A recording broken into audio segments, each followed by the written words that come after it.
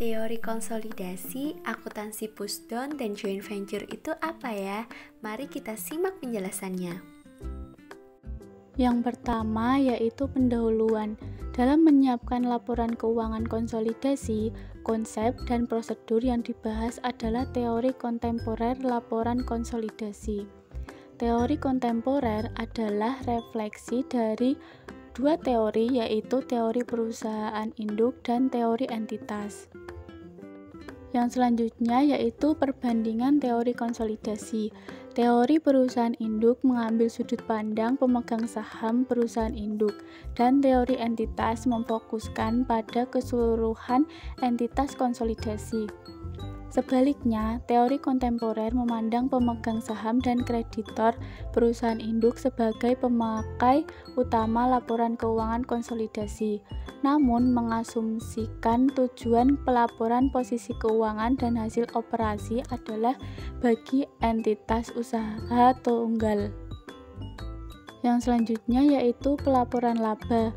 Laba bersih konsolidasi adalah ukuran laba bagi pemegang saham induk menurut teori perusahaan induk maupun teori kontemporer.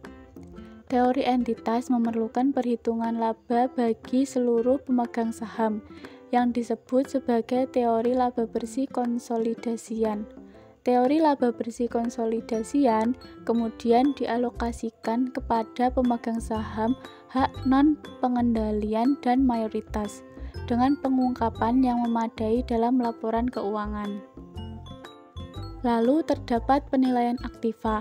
Dalam teori induk entitas, aset anak entitas dikonsolidasikan pada nilai bukunya, ditambah dengan bagian induk entitas dari kelebihan nilai wajar aset atas nilai bukunya.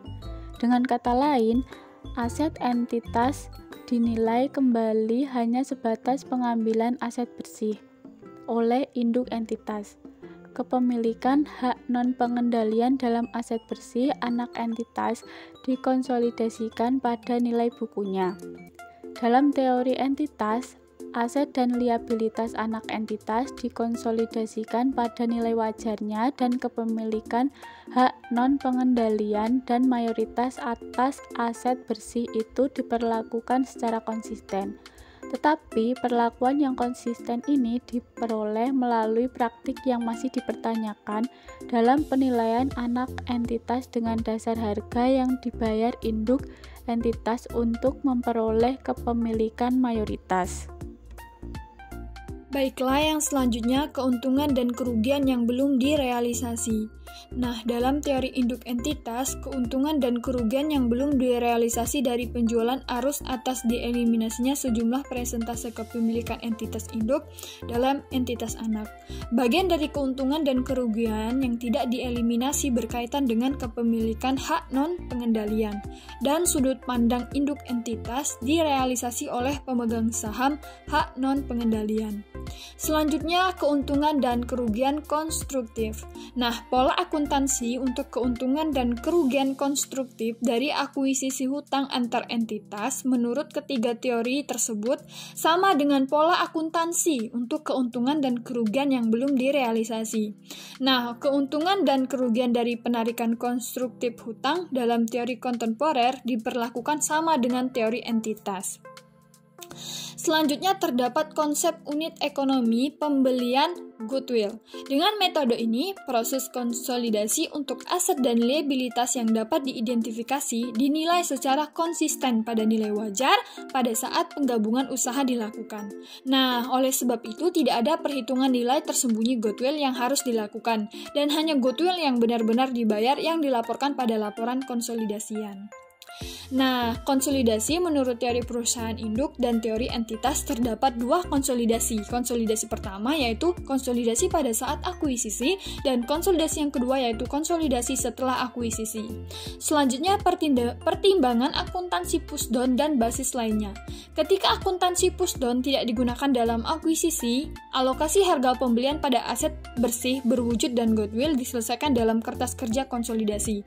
Nah, laporan keuangan konsolidasi ini menggambarkan alokasi pembelian. Apabila anak entitas mencatat alokasi dalam laporan keuangannya dengan akuntansi Pusdon, maka dengan demikian proses konsolidasi telah disederhanakan.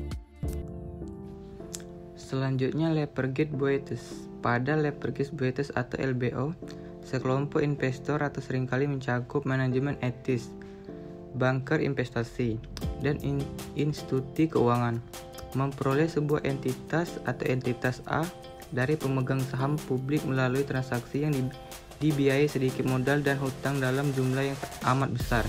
Biasanya kelompok investor melakukan pengumpulan dana untuk melakukan tindakan pembelian bisnis dengan menginvestasikan sekitar 10% uang sendiri dan sisanya dari pinjaman. Usaha patungan joint venture. Usaha patungan joint venture adalah bentuk persekutuan yang dimulai oleh ekspedisi perdagangan maritim Yunani dan Romawi. Tujuannya adalah untuk menggabungkan partisipasi manajemen dengan pemilik modal untuk satu proyek perdagangan spesifik dan terbatas. Ciri-ciri umum dari suatu usaha piutang adalah sebagai berikut. Yang pertama, dua atau lebih venture diikat oleh suatu perjanjian kontrak.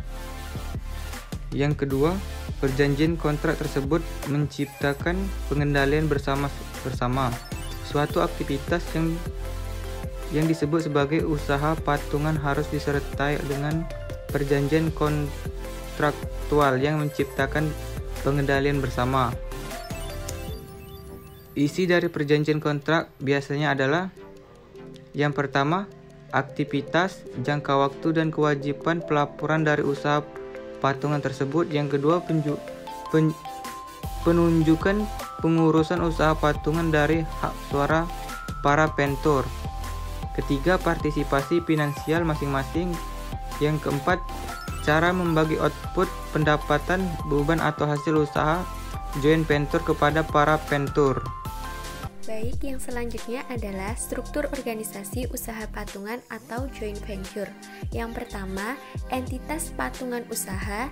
Yang kedua, persekutuan umum. Yang ketiga, persekutuan terbatas. Dan yang keempat, kepentingan yang tidak terbagi.